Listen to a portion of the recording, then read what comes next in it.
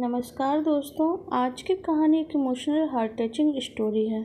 बहू, ये साड़ी हमने तो दीपू बिटिया को दी थी, फिर ये तुम्हारे पास कैसे?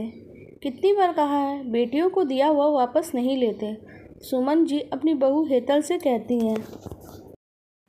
माँ जी, यह मैंने खुद वापस नहीं मांगा है, वो खुद वापस करके गई हैं। ऐसी साड़ी तो हमारे घर की काम वाली भी नहीं पहनती।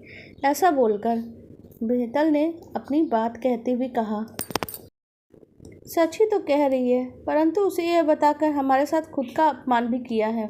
मायके की इज्जत बनाए रखने का काम खुद बेटी का ही होता है, पर हम भी क्या कर सकते हैं?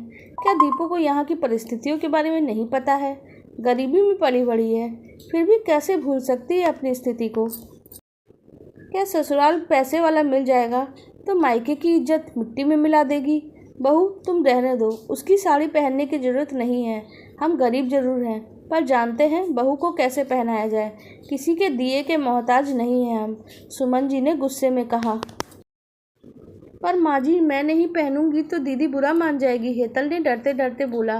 वो क्यों बुरा मानेगी? उसने साड़ी नहीं रखी और उल्टा हमारा अपमान नहीं किया। उसने साड़ी वापस कर दी, हम उसे पहने या दूसरों को दे, उससे अब क्या मतलब?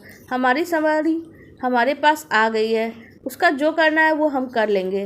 उसे कुछ भी कहने की कोई ज़रूरत नहीं है, वो कहने वाली होती कौन है? सुमन जी ने कहा।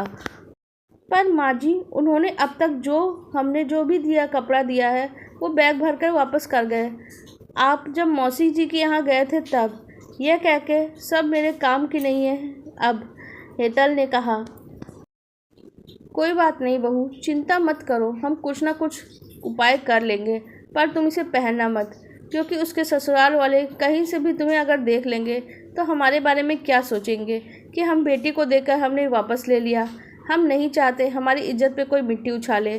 तुम्हें चाहिए तो मैं एक दो जोड़ी कपड़े ला कर दे दूँगी।